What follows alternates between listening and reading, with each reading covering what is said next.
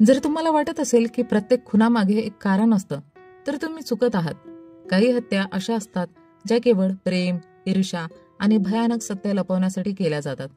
आज आपण उलगडणार आहोत अशाच एका गुन्ह्याची गोष्ट, जिचा शेवट तुमचंही डोकं फिरवून टाकेल. 5व्या एपिसोडची सुरुवात होते जिथे आपण पाहतो की ती वृद्ध महिला, त्या शिकाऱ्यांची आई, जेव्हा झोपलेली असते तेव्हा अचानक जोराच्या वाऱ्यामुळे खिडकी उघडतात आणि जेव्हा ती त्या खिडक्या बंद करण्यासाठी उठते तेव्हा तिला खिडकी बाहेर वेलोनी दिसते. ती पूर्णपणे घाबरते आणि परत झोपते. तिला आता सगळीकडे वेलोनी दिसायला लागते. तिची तब्येत बिघडते आणि हा सीन इथेच कट होतो. पुढच्या सीनमध्ये आपण विवेक सर आणि रामारावला पाहतो, जे रामारावच्या घरी चर्चा करत असतात. तिथे विवेक सर म्हणतात की एसपीच्या मदतीशिवाय आपण या तिघांशी चौकशी करू शकत नाही, कारण ते तिघही व्यवस्थित उत्तर देत नाहीत आणि नक्कीच त्यांच्या मागे कोणीतरी बडी व्यक्ती आहे. त्यानंतर त्या तिघांना एका मोठ्या राजकारण्याच्या घरी दाखवतात. काही वेळात तो राजकारणी तिथे येतो. प्रत्यक्षात हे तिघ शिकारी या राजकारण्यासाठीच काम करत होते. ते जंगलातून शिकार आणतात जे पकवल्या जायचे आणि त्यानंतर तो राजकारणी घरात मुलींसोबत मजा करायचा. त्यामुळे राजकारणी त्यांच्यावर खूप खुश असतो. रात्री रामाराव दारू पित असताना त्याला रुबीच्या काही गोष्टी आठवतात. म्हणूनच तो लगेच विवेक सरांना कॉल करतो. तो सांगतो की त्याने अलीकडेच आपली डायरी पाहिली ज्यात रुबीशी झालेल्या संवादाच्या काही नोंदी आहेत. रुबीने पहिल्या चौकशीत सांगितलं होतं की वेलोनी चर्चच्या बाहेर एका सावळ्या उंच व्यक्तीसोबत बोलत होती, पण दुसऱ्यांदा विचारल्यावर तिने नाकारलं. त्यामुळे कदाचित रुबी खोटं बोलत आहे किंवा तिला काही आठवत नाही. दुसऱ्या दिवशी विवेक सर लगेचच रुबीच्या घरी जातात, पण रुबी त्यांच्यावर ओरडते आणि म्हणते विघ्नेश खुनी नाही आणि अजून वेलोनीच्या मर्डरचा खुनी सापडला नाही. त्यामुळे लॉजमध्ये आता कुणीही थांबत नाही, कारण सर्वांना वाटतं जो इथे थांबतो तो मरतो. विघ्नेशच्या आत्महत्यानंतर तर कोणीच इथे राहत नाही. त्यानंतर विवेक सर रुबीला विचारतात की तू चर्च बाहेर वेलोनीला कोणाशी बोलताना पाहिलं होतं, त्याच्याबद्दल आधी सांगितलं होतंस. वेलोनी कोणाशी बोलत होती? त्यावर रुबी सांगते की जेव्हा ते चर्चमध्ये प्रार्थना करत होते वेलोनी बाहेर जाऊन कोणाशी तरी बोलत होती, पण तिने त्या व्यक्तीला नीट पाहिलं नव्हतं. जेव्हा रुबीने वेलोनीला विचारलं तेव्हा वेलोनीने काहीच सांगितलं नाही. त्यावरून रुबी वैतागली होती. पण नंतर सगळं शांत झालं आणि वेलोनीने सांगितलं की तिला जुना आंटीकडे जायचं आहे. रुबीने तिला जाऊ नये असं म्हटलं, पण वेलोनी निघाली आणि म्हणाली की ते विघ्नेशलाही घेऊन जाणार आहे. पण विघ्नेश तर दारू पिण्यात व्यस्त होता. रुबीने विचारलं की तू विघ्नेशला सांगितलं आहे का? वेलोनी म्हणाली हो, पण तो येणार नाही. फक्त संध्याकाळी 7 वाजता मला घ्यायला येईल. खरं तर वेलोनीने विघ्नेशला सोबत येण्यासाठी सांगितलंच नव्हतं, फक्त 7 वाजता यायला सांगितलं होतं. हे विवेक सरांना आधीच विघ्नेशने सांगितलं होतं. त्यानंतर विवेक सर रुबीला विचारतात की वेलोनी लँडलाईनवर कोणाशी बोलत होती. त्यावर रुबी सांगते की तिने एकदाच सांगितलं होतं की ती सेबेस्टियन नावाच्या व्यक्तीशी बोलते. आता सगळे सेबेस्टियनला शोधायला लागतात. त्यांना कळतं की तो एक लेखक आहे, म्हणून त्याचा पत्ता व फोन नंबर मिळवण्यासाठी ते बुक शॉपमध्ये जातात. तिथून त्याचे नवीन पुस्तक घेऊन त्यातून नंबर घेतात. नंबर मिळाल्यावर त्याला कॉल करतात. सेबेस्टियन फोन उचलतो, पण बोलण्याआधीच कॉल कट करतो. नंतर पुन्हा फोन करतात, पण आता फोन बंद असतो. त्यामुळे विवेक सर वैतागतात आणि कोइंबतूरला त्याला भेटायला निघतात. कोइंबतूरला निघतात आणि ते रस्त्यात असतानाच सेबेस्टियनचा कॉल विवेक सरांकडे येतो आणि तो त्यांना कन्याकुमारीला बोलावतो. त्यानंतर आपण दोघांना एकत्र बसलेलं पाहतो. इथे सेबेस्टियन विवेक सरांना सांगतो की वेलोनी सोबत त्याचं काय नातं होतं. त्याचं वेलोनी सोबत रक्ताचं नातं नव्हतं. त्यांच्या दोघांमध्ये कोणतंही अफेअर नव्हतं. तो मूळता लॉजमध्ये राहायला आला होता. तिथे त्याची वेलोनीशी ओळख झाली होती. दोघं एकत्र खूप वेळ घालवत असत, खूप गप्पा मारत असत. त्यांचं नातं हे बापलेकी सारखं होतं. वेलोनी तिच्या आईला काहीही सांगत नव्हती, पण सेबेस्टियनला मात्र सगळं सांगायची. त्यानंतर सेबेस्टियन थेट रुबीकडे जातो आणि तिलाही हे सगळं सांगतो की त्याचं वेलोनीशी फक्त बापलेकी सारखं नातं होतं आणि तो तिला मुलीसारखं प्रेम करायचा. रात्र होते आणि विवेक सर खूप जास्त दारू पितात. त्यांच्यासमोर त्यांची बायको आनंदी उभी असते. विवेक सर आनंदीशी वेलोनीबद्दल बोलतात की त्या मुलीला कुणीच समजलं नाही. सगळे तिच्या कॅरेक्टरवरच संशय घेत राहिले, पण तिला कधीही कोणी समजून घेतलं नाही. विवेक सर आनंदीला म्हणतात आता त्यांना वेलोनीचा मर्डर कोणी केला हे शोधायचं नाही, तर तिच्या मनात काय होतं ते शोधायचं आहे. हे ऐकून आनंदीचा संताप होतो आणि ती लगेचच आपल्या माहेरी जाते. ती सगळ्यांना सांगते की विवेकला आता दुसऱ्या मुलीवर प्रेम झाला आहे. पुढे आपण पाहतो की शिकाऱ्यांची आई म्हणजे ती वयोवृद्ध बाई आजारी असते. तिला ताप असतो, म्हणून तिचा एक मुलगा तिची सेवा करतो आणि नंतर सगळे शिकारी जंगलात शिकार करायला निघून जातात. घरात एक तरुण मुलगी असते. जी तिची काळजी घेत असते. शिकारी निघून गेल्यावर रात्री त्या वृद्धेला परत एक स्वप्न पडतं आणि तिला वेलोनी दिसते. ती घाबरते आणि म्हणते आता ती सगळ्यांना सगळं खरं सांगणार आहे. आणि हा एपिसोड इथेच संपतो. 6व्या एपिसोडची सुरुवात होते विवेक सरांपासून, जे आनंदीच्या माहेरी तिला समजावायला गेलेले असतात. कारण मागच्या रात्री आनंदी रागवून माहेरी गेली होती. आनंदीने आपल्या घरी सांगितलं की विवेक दुसऱ्या मुलीवर प्रेम करतोय. हे ऐकून आनंदीचे वडील देखील विवेकवर चिडतात. पण जेव्हा त्यांना कळतं की त्यांचा वाद एका डेड मुलीवरून झाला होता, तेव्हा आनंदीचे आई वडील तिला परत विवेक सोबत पाठवतात. यानंतर आपण पाहतो की मंत्र्यांचा भांडाफोड झालेला असतो. सगळ्या न्यूज चॅनलवर त्याचा व्हिडिओ दाखवला जातो, ज्यात तो मुलींवर अत्याचार करताना दिसतो. मग तो मंत्री सेतुरामनला घरी बोलावतो, कारण त्याला माहिती असतं की फक्त सेतुरामनच त्याला जंगलातल्या केसमधून वाचू शकतो. जर ते जमलं नाही तर त्याचं राजकीय करिअर संपेल. सेतुरामन त्याला थोडा वेळ मागतो. पुढच्या सीन मध्ये विवेक आनंदीला घरी घेऊन येतो. थोड्या वेळाने अलेक्स येतो आणि विवेकला सांगतो की त्या शिकाऱ्यांची आई तिला काहीतरी सांगायचं आहे, म्हणून तिने त्यांना बोलावलं आहे. विवेक अलेक्स सोबत लगेचच तिच्या घरी जातो. तिथे बघतायत की ती बाई आजारी आहे आणि बाजूला पोलीस कॉन्स्टेबल देखील असतो. ती बाई जेव्हा शेजारी पाहते तेव्हा तिला पुन्हा वेलोनीचं भूत दिसतं. त्यामुळे ती घाबरते आणि ठरवते आता ती पोलिसांना सगळं खरं सांगणार. ती बोलायला सुरुवात करते. 3 मुलांचे वडील म्हणजेच माझा नवरा खूप विकृत होता. कोणत्याही बाईला तो सोडत नव्हता. आमच्याकडे खूप जमीन होती, त्यामुळे तो बायका फसवून त्यांच्यावर अत्याचार करून लोकांपासून लपून ठेवत असे. जेव्हा लोकांना हे कळायचं तेव्हा गावकरी त्याला मारायला यायचे. लोकांचा त्रास संपवण्यासाठी आम्ही त्या लोकांना आमच्या जमिनी देऊन त्यांना शांत करायचो. पण नंतर कायदा बदलला आणि जंगलातील जमीन विकता येणार नाही असं ठरलं. तरी देखील माझ्या नवऱ्याची सवय काही गेली नाही. तो अजूनही बायकांवर अत्याचार करत राहिला. शेवटी गावकऱ्यांनी त्याला बेदम मारलं. मग तो गाव सोडून पडून गेला आणि कधी परत आलाच नाही. या तिघांच्या आईला सतत भीती वाटत होती की कुठं हे तिघं देखील त्यांच्या वडिलांसारखे निघाले तर. आणि अगदी तसंच होतं. ज्याची भीती होती तेच होतं, कारण हे तिघही त्यांच्याच वडिलांसारखे वाईट निघाले. कारण हे सुद्धा 1 नंबरचे वासनाधान आणि निर्दयी होते. त्यांना भरपूर पैसा कमवायचा होता, म्हणून ते लोक एक बस विकत घेतात आणि ती बस त्यांनी ओयो लाईट सारखी बनवली होती. त्या बसला ते खोलीप्रमाणे भाड्याने देत होते. काही दिवसांनी त्यांच्याकडे एक उंच काळा माणूस येतो, जो त्या बसचा वापर करतो. तो माणूस जो मुलींबरोबर शारीरिक संबंध ठेवत असे, त्यांच्याबरोबर अगदी जंगली प्राण्यांसारखं वागत असे. त्यामुळे त्या मुलीची अवस्था खूप वाईट होत असे. काही दिवसांनी तिथे एक माणूस येतो, जो बसमध्ये जायचं म्हणतो, पण तो काळा माणूस त्याला इतकं मारतो की तो जागीच मरतो. आणि एवढं घडल्यानंतरही त्याला काहीच फरक पडत नाही. उलट तो त्या तिघांना म्हणतो की हे तर माझं रोजचं काम आहे, आणि तो त्यांना पैसे देऊन त्यांचं तोंड बंद करतो. तो संतोषला सांगतो की मला एक अशी मुलगी पाहिजे जी अजून कुणासोबत इंटिमेट झालेली नसेल, आणि जर तुम्ही मला एक अशी मुलगी आणून दिली तर मी तुम्हाला भरपूर पैसे देईन. पैशाच्या लोभात हे तिघं त्या मुलीच्या शोधात निघतात. काही दिवसांनी कॉलेजच्या मुलींना जंगल सफारीसाठी आणलं जातं. सर्व मुली पुढे निघून जातात, पण वेलोनी मागे राहते, कारण तिला खूप तहान लागलेली असते. म्हणून ती या तिघांच्या घरी जाते आणि पाणी मागते. ती बाई त्यांना पाणी देते आणि खायला रत्नावळी पण देते. त्यावेळी वेलोनी तिच्या फियांसे बद्दल सांगते की तिला तो अजिबात आवडत नाही आणि तिचं लग्न जबरदस्ती लावलं जात आहे. ती बाई तिला विचारते, जर तुला खूप पैसे दिले तर तू माझं एक काम करशील का? वेलोनी होकार देते. मग ते तिघं वेलोनीला त्या काळ्या माणसाकडे घेऊन जातात. वेलोनीला ते बसमध्ये सोडतात आणि काही वेळाने तो माणूस वेलोनीवर अत्याचार करतो, पण वेलोनी तिकडून पळ काढते. ते तिघं आणि आता तो काळा माणूस तिचा पाठलाग करतात. वेलोनी एक सुनसान ठिकाणी पोहोचते. ती तिघांपासून खूप दूर निघून जाते, पण त्या काळ्या माणसाने तिला पकडून तिच्यावर पुन्हा अत्याचार करून तिचा खून केला होता. नंतर ते तिघं तिकडे पोहोचतात आणि वेलोनीचा मृतदेह पाहून हादरतात, कारण त्या काळ्या माणसाच्या हाताला रक्त लागलेलं असतं. आणि ते दृश्य पाहून ते तिघं खूप घाबरतात. ती बाई विवेक सरांसमोर हे सर्व सांगते, आणि जेव्हा ती बाजूला वेलोनीशी बोलत असते तेव्हा तिथं असलेला कॉन्स्टेबल विवेक सरांना विचारतो की कुणाशी बोलते, भूत आहे का इथे?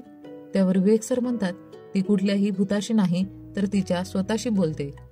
विवेक सर तिचा आवाज रेकॉर्ड करण्याचा प्रयत्न करतात, पण त्यांचा फोन बंद होतो कारण बॅटरी संपते. मग ते अलेक्सचा फोन घेतात आणि एसपी सरांना कॉल करतात, पण एसपी सर त्यांच्यावर खूप ओरडतात आणि म्हणतात की परवानगीशिवाय हे काही करायचं नव्हतं. विवेक सर त्यांना सांगतात की वेलोनीला न्याय मिळवून देण्यासाठी ही एक संधी आहे. तेवढ्यात अलेक्स येतो आणि सांगतो ती वृद्ध बाई मरण पावली आहे. हे ऐकताच विवेक सर आत धाव घेतात आणि पाहतात की ती बाई खरंच मरण पावली आहे. मग विवेक सर पुन्हा एसपी सरांना कॉल करतात, पण एसपी सर त्यांना म्हणतात, तुझ्याकडे फक्त एक संधी आहे, जर तुला सस्पेंड व्हायचं नसेल तर तिकडून लगेच निघून जा. आणि विवेक सर त्यांचं म्हणणं मान्य करतात आणि तिथून निघून जातात, पण वाटेत थांबतात आणि विचार करतात की ते चुकीचं करत आहे. म्हणून लगेचच ते फॉरेस्ट ऑफिसर अर्जुन याच्याशी संपर्क साधतात आणि सर्व फॉरेस्ट ऑफिसर यांना बोलवतात. फॉरेस्ट ऑफिसर हेडचं नाव अर्जुन असतं आणि त्यांना हे सगळं करणाऱ्यांची माहिती असते. त्यांना माहिती असतं की ते गुन्हेगार आहेत आणि त्यांना पकडणं गरजेचं आहे. त्यामुळे ते एक प्लॅन बनवतात आणि ते तिघांच्या कच्च्या घरात लपतात. थोड्या वेळाने जेव्हा ते तिघं शिकारीवरून परत येतात तेव्हा अचानक त्यांचा कुत्रा जोरजोरात भुंकायला लागतो. त्यांना काहीच समजत नव्हतं की काय चाललंय, पण तेवढ्यात अचानक गोळीबार सुरू होतो आणि ते तिघं घाबरून पळायला लागतात. त्यांच्या मागे विवेक सर आणि फॉरेस्ट ऑफिसर लागतात. ते गोळीबार करत त्यांचा पाठलाग करतात. पुढे जाऊन विवेक सर आणि फॉरेस्ट गार्डचे ऑफिसर त्यांना पकडतात. पण जेव्हा विवेक सर पुढे पाहतात तेव्हा ते हादरून जातात, कारण त्या गोळीबारात अलेक्सला गोळी लागलेली असते आणि त्याचा जागीच मृत्यू होतो. हे पाहून विवेक सर खूपच दुःखी होतात, कारण त्यानेच अलेक्सला तिथं आणलं होतं. पुढच्या सीन मध्ये एक मंत्री सेतुराम विवेकला कॉल करतो आणि सांगतो की सर्व ठिकाणी त्याच्याच बातम्या फिरत आहे, म्हणून काहीतरी करा आणि ही बातमी थांबवा. यानंतर अलेक्सच्या मृतदेहाला खाली उतरवले जाते. त्यानंतर एसपी सर तिथे येतात आणि विवेक सरांवर खूप रागवतात. ते म्हणतात की तुम्ही त्या तिघांना अरेस्ट केलं आणि त्यासाठी अलेक्सचा बळी गेला आणि ते तिघं अजूनही फॉरेस्ट डिपार्टमेंटच्या ताब्यात आहेत आणि ते 2 दिवसात सुटून जातील. अलेक्सच्या अंत्यसंस्काराच्या वेळी एसपी सर विवेकला पुन्हा कॉल करतात आणि सांगतात की त्याने जे बातमीवाल्यांना दिलं आहे ते सगळं चुकीचं आहे, त्यामुळे त्याला सस्पेंड केलं जात आहे. जेव्हा विवेक सर तो पेपर वाचतो त्याला समजतं की बातमीत लिहिलंय की वेलोनीचा खून प्रॉस्टिट्यूशन मुळे झाला. एसपी सर समजतात की ही बातमी विवेकने दिलेली आहे, पण प्रत्यक्षात विवेकने तसं काहीही केलेलं नव्हतं. थोड्या वेळाने डॉक्टर पॉल राज विवेकला कॉल करतात. तेव्हा विवेक लगेच डॉक्टर पॉल राजला भेटायला जातो. तिथे पोहोचल्यावर विवेक डॉक्टरची कॉलर पकडतो आणि विचारतो की वेलोनीचा रेप झाला होता, मग पोस्टमॉर्टम मध्ये रिपोर्ट का नाही आहे. डॉक्टर पॉल राज सांगतात की वेलोनीचा रेप झालाच नव्हता, त्यांनी जे रिपोर्ट तयार केले ते योग्यच आहे. डॉक्टर पॉल राज सांगतात की जिचा मर्डर आणि रेप झालाय ती वेलोनी नव्हतीच, कदाचित दुसरीच मुलगी असावी. हे ऐकून विवेक हैराण होतो आणि एवढ्यावर हा एपिसोड संपतो. 7व्या एपिसोडच्या सुरुवातीला विवेक आनंदीला सांगत असतो की जसं तू समजतेस तसं काहीच नाही. तो वेलोनीवर प्रेम करत नव्हता, फक्त चौकशी करताना तिला समजून घेण्याचा प्रयत्न करत होता. अलेक्सचा मृत्यू या चौकशीत झाल्यामुळे विवेक ठरवतो की अलेक्सचा बळी वाया जाऊ नये. यानंतर विवेक फॉरेस्ट ऑफिसर अर्जुनकडे जातो आणि सांगतो की अरेस्ट केलेल्या तिघांशी चौकशी करावी लागेल. अर्जुन त्या तिघांना वेलोनीचा फोटो दाखवतो आणि विचारतो. ते सांगतात की त्यांनी काहीही केलं नाही, त्यांच्या आईने जे काही सांगितलं ते खरं आहे. त्या दिवशी त्यांच्या घरी वेलोनी आलीच नव्हती, तिच्या जागी दुसरी मुलगी आली होती. ती टीचर होती. तिला त्यांनी पाणी दिलं आणि स्वीट पोटॅटोही खायला दिला होता. ते सांगतात की त्यांच्या आईची मानसिक अवस्था बरी नव्हती, ते अनेकदा त्यांची नावं विसरायची.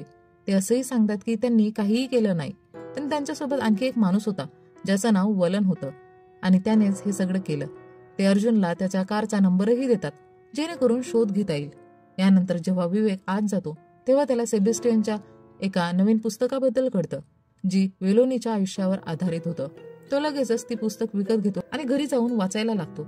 त्यात लिहिलं असतं, जेव्हा वेलोनी फक्त 6 वर्षाची होती तेव्हा तिच्या वडिलांचा मृत्यू झाला. ती इतकी लहान होती की तिला मृत्यू म्हणजे काय तेही समजत नव्हतं. या सगळ्या गोष्टींनी तिची आई रुबी खूपच दुःखी होती. रुबी वेलोनीच्या वडिलांची उणीव भरून काढू शकत नव्हती. याच्या पुढील सीन मध्ये आपण एंटोन नावाच्या एका व्यक्तीला पाहतो, जो खरं तर रुबेनच्या नवऱ्याचा जिवलग मित्र असतो. तो रुबीच्या घरी येतो आणि तिला सांगतो की तिचा नवरा आणि तो खूप चांगले मित्र होते, दोघांनी एकत्र खूप वेळ घालवला आहे. तिथे एंटोन तिला म्हणतो की तिने त्याच्यासोबत जावं, कारण आता इथे काहीच उरलेलं नाही. रुबीला एंटोनच्या बोलण्याचा आधार वाटतो, त्यामुळं ती जास्त वेळ न दवडता त्याच्यासोबत लॉज मध्ये राहायला येते. आता हा लॉज सुरू होतो आणि एंटोन तिला साथ देतो. तसंच वेलोनीची वडिलांसारखी काळजी घेतो. हे पाहून रुबीला बरं वाटतं, पण तिला माहिती नव्हतं की एंटोनच्या मनात वाईट विचार चालू आहेत. तो खूप वाईट माणूस आहे, कारण त्याने वेलोनी सोबत गैरवर्तन करण्याचा प्रयत्न केला होता. जेव्हा तो वेलोनी सोबत वाईट वागणूक करत असतो तेवढ्या वेळेवर वेलोनीची आई रुबी तिथे येते आणि हे सगळं बघून तिला धक्का बसतो. रुबी लगेचच वेलोनीला त्या खोलीतून बाहेर घेऊन जाते. त्यानंतर ती वेलोनीला स्पष्टपणे सांगते की ती आता कधीच एंटोन काकाशी भेटणार नाही आणि त्यांच्या खोलीत देखील जाणार नाही. पण वेलोनी लहान असल्यामुळे तिला एंटोन काकांनी काय केलं हे कळत नाही. काही वेळाने जेव्हा रुबी लॉजमध्ये इतर कामांसाठी जाते तेव्हा वेलोनी परत एंटोन काकांकडे जाते. तेव्हा तिला ते झोपलेले दिसतात. नंतर रुबी देखील तिथे येते आणि तिला कळतं की एंटोनने आत्महत्या केली आहे. त्यामुळे वेलोनी पुन्हा एकटी पडते. आधीच वडिलांचा आधार हरवलेला असतो. आता जे वडिलांसारखं प्रेम मिळत होतं ते देखील हरवतं. वेलोनी मोठी होते आणि लॉजच्या रिसेप्शनवर बसलेली असते. तेव्हा एक माणूस येतो जो लॉजमध्ये खोली भाड्याने घेतो. तो वेलोनीला खोलीत दाखवायला सांगतो. जेव्हा वेलोनी खोली दाखवत असते तेव्हा तो माणूस अचानक वेलोनीला धरतो आणि दरवाजा बंद करतो. पण काही वेळातच तो बेशुद्ध पडतो आणि सरळ बिछाणावर कोसळतो. काही वेळाने वेलोनी त्याची काळजी घेते. त्याच्या कपड्यांवर लागलेलं रक्त पाहून त्याची मरमपट्टी करते. पण ती कपडे धुत नाही तर तिच्या आईपासून लपून अलमारीत ठेवते. पुढच्या दिवशी वेलोनी त्या माणसाकडे जाते त्याच्याबद्दल जाणून घ्यायला. ती त्याच्याशी गप्पा मारते, चांगलं बोलते आणि तिथून आपल्याला समजतं की वेलोनीला तो आवडू लागला आहे, पण त्याची ओळख अजून दाखवलेली नसते. पुढच्या दिवशी जेव्हा वेलोनी त्या माणसाकडे जाते तेव्हा वाटेत तिला जॉन्सन भेटतो. तो तिला सांगतो की 12 नंबर खोलीत राहणारा माणूस पैसे देऊन निघून गेला आहे. हे ऐकून वेलोनी लगेचच खोलीत जाते कारण तो न सांगता गेला असतो. तिला तिथे त्याने दिलेला नंबर सापडतो ज्यामुळे वेलोनी खूप खुश होते. पुढच्या सीन मध्ये वेलोनी शाळेबाहेर उभी असते, बसची वाट पाहत असते. तेव्हा एक रेड कलरची गाडी येते. गाडीत तोच माणूस असतो ज्याने तिला नंबर दिला होता. वेलोनीला तो आवडायला लागलेला असतो आणि तो देखील वेलोनीला पसंत करत होता. त्याने वेलोनीला सांगितलं असतं की त्याच्याबद्दल कुणालाही सांगू नकोस. त्यांचं बोलणं ऐकून वाटतं की तो कदाचित गुन्हेगार आहे. वेलोनी घरी जाते तर तिची आई रुबी तिच्यावर ओरडते कारण तिच्या कपड्यांवर रक्ताचे डाग असतात. रुबीला वाटतं की वेलोनीने आपली अब्रू गमावलेली आहे. त्यामुळे ती वेलोनीवर खूप ओरडते आणि तिला खोलीत बंद करते. 2 दिवसांनी जेव्हा रुबी वेलोनीला कॉफी देण्यासाठी जाते तेव्हा तिला कळतं की वेलोनी खोलीत नाहीच. नंतर आपल्याला कळतं की वेलोनी त्या माणसासोबत पडून गेली आहे. वेलोनी आणि तो माणूस एकत्र कारने फिरतात, खूप खुश असतात. पण वेलोनी कुठे आहे याचा काही त्यांना थांगपत्ता नसतो. त्यामुळे रुबी विघ्नेशला घेऊन स्टेशनमध्ये जाते आणि वेलोनीची मिसिंग कंप्लेंट दाखल करते. दुसरीकडे रुबी आणि तो माणूस एकत्र एका छोट्या घरात जेवण बनवतात, गप्पा मारतात. रात्री दोघं इंटिमेट होतात. दुसऱ्या दिवशी सकाळी वेलोनीला कळतं की तो माणूस तिथून निघून गेला आहे आणि ही गोष्ट तिला त्या माणसाच्या बायकोने सांगितलेली असते, जी प्रेग्नेंट असते. ही बातमी कळाल्यावर वेलोनीला खूप वाईट वाटतं आणि तिचं हृदय तुटतं. त्यानंतर वेलोनी त्या बाईकडून फोन मागते आणि त्या माणसाला कॉल करते. पण तो माणूस वेलोनीशी अगदी उद्धटपणे वागतो. जरी वेलोनी त्याच्यासमोर गयावया करत असते की ती त्याच्यावर प्रेम करते, पण त्याला काहीच फरक पडत नाही कारण त्याने वेलोनीचा उपयोग फक्त एक खिलोना म्हणून केला होता. यानंतर ती बाई वेलोनीला बस स्टँड पर्यंत सोडते. तिथे वेलोनी तिला थँक्स म्हणते. घरी आल्यावर वेलोनीची अवस्था फारच खराब असते कारण ती त्या माणसाला खूप मिस करत असते. ती पुन्हा पुन्हा त्याला कॉल करते आणि विनवते की त्याने परत यावं कारण ती त्याच्यावर खूप प्रेम करते. शेवटी एक दिवस वेलोनी त्याला धमकी देते, जर तू नाही आलास तर मी आत्महत्या करेन आणि सुसाईड नोट मध्ये तुझं नाव लिहीन. हे ऐकल्यावर तो माणूस म्हणतो, ठीक आहे, मी उद्या येतो.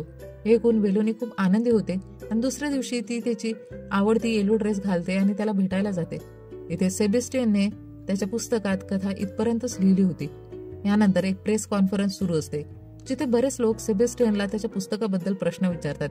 काही वेळाने विवेक सर तिथे येतात आणि सेबेस्टियनला विचारतात, तुम्ही हे सगळं पुस्तक लिहिलं पण मला 2 महिन्यापूर्वी का नाही सांगितलं?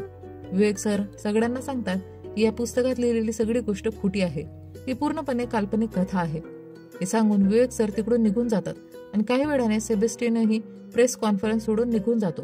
त्याचवेळी पुढच्या एपिसोडमध्ये आपण पाहतो की विवेक आणि रामाराव वलनला शोधत असतात. ते बरीच चौकशी करतात. शेवटी एक म्हाताऱ्या माणसाकडून त्यांना कळतं की वलनला ओळखणारा एक माणूस आहे, पण तो आता तुरुंगात आहे. मग विवेक आणि रामाराव त्याला भेटायला तुरुंगात जातात. तो माणूस पूर्वी पोलीस असतो, पण भ्रष्टाचारामुळे त्याला 4 वर्षाची शिक्षा झालेली असते. वलन जी कार वापरत असे ती कार याच माणसाची होती, पण नंतर वलनने ती कधी परत दिलीच नाही कारण वलनने धमकी दिली होती. विवेक सरांना वलनचं घर शोधायचं असतं, पण त्याला घरचा पत्ता माहिती नसतो. मात्र तो सांगतो की वलनवर 2 बलात्काराचे गुन्हे नोंद आहे आणि त्या रिपोर्ट्स कन्याकुमारीच्या पोलीस स्टेशनमध्ये फाईल आहे. मग विवेक आणि रामाराव कन्याकुमारीमध्ये असलेल्या 30 पोलीस स्टेशनमध्ये शोध घेतात. शेवटी त्यांना एक पोलीस मिळतो ज्याने वलनला अटक केली होती आणि त्याला घरी सोडलं होतं. बराच काळ गेल्यामुळं त्याला बरोबर रस्ता आठवत नव्हता, पण त्याने एक साधा नकाशा काढून दिला होता. मग त्या नकाशाच्या आधारे विवेक आणि वलनचं घर शोधायला निघतात. रस्त्यात त्यांच्या गाडीचं इंधन संपतं आणि जागा इतकी सुनसान असते की कोणी मदतीला येत नाही. अखेर एक माणसाकडून त्यांना पाणी मिळतं आणि त्याच्या फोनवरून ते रामारावला कॉल करतात. काही वेळाने रामाराव त्यांना घेऊन जातो. परत जाताना विवेक सर एका घराकडे बोट दाखवतात. त्यांना वाटतं की हेच वलनचं घर असावं. ते घरात जातात. तिथे वलन नसतो, पण त्याचे आई वडील असतात.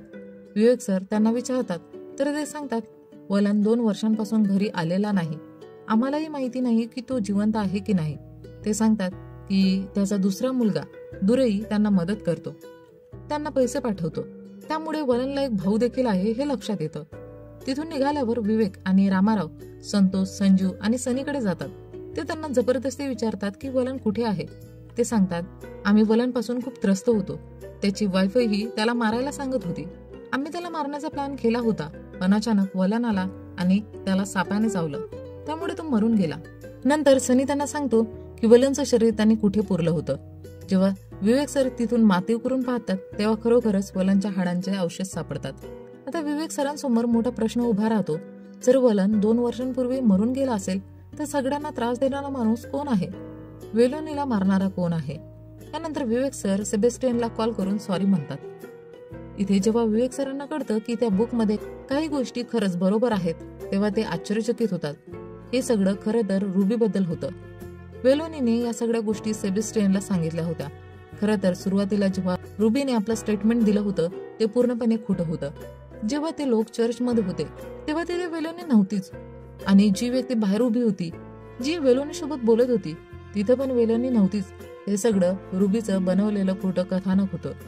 ही सगळी माहिती समजल्यावर विवेक सर ताबडतोब रुबीला पोलीस स्टेशनमध्ये बोलवतात आणि स्वतः तिच्या घरी जाऊन तपास सुरू करतात.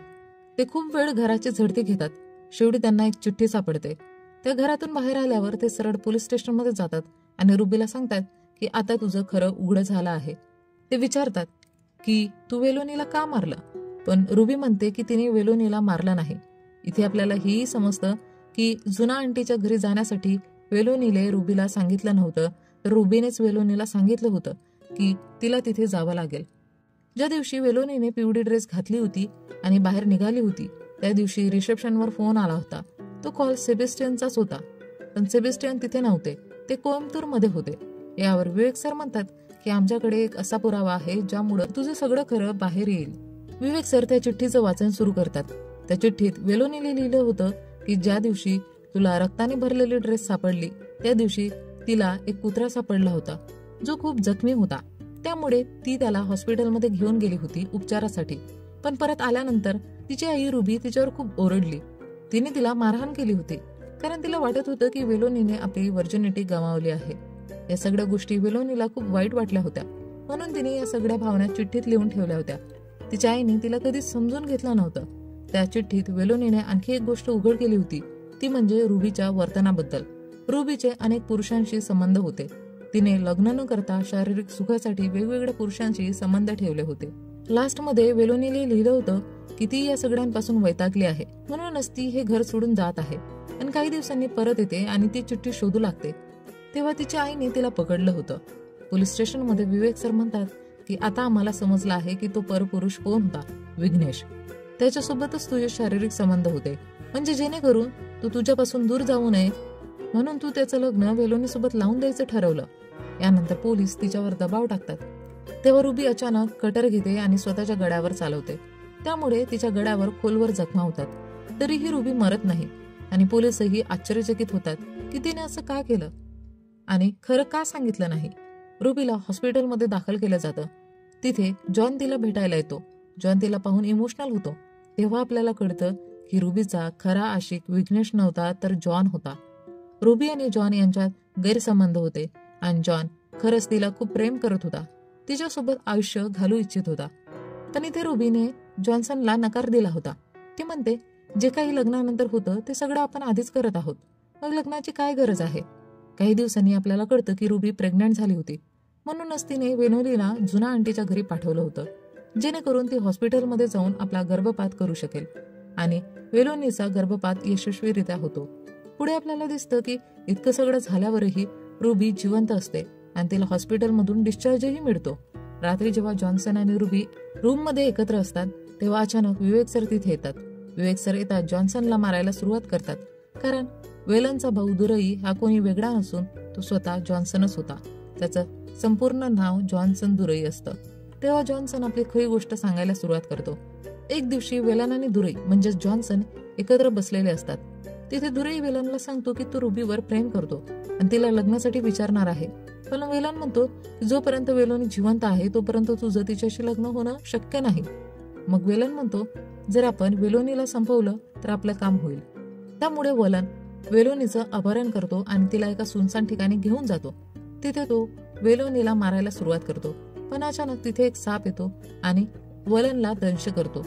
सापाने वेलनला चावलं तरी वेलनने आपलं काम पूर्ण केलं होतं. तो वेलोनीला ठार मारतो. साप चावल्यामुळं वेलन तिकडून निघून संतोष, संजू आणि सनीकडे जातो, कारण त्याला वाटलं की ते त्याची मदत करतील. पण संतोष, संजू आणि सनी त्याला मदत न करता उलट त्याला मारतात आणि त्याला मरताना पाहून खुश होतात. शेवटी जॉन्सन दुरईला अटक होते आणि सगळ्यांना हेही कळतं की जॉन्सन आणि रुबी यांच्यात अनैतिक संबंध होते.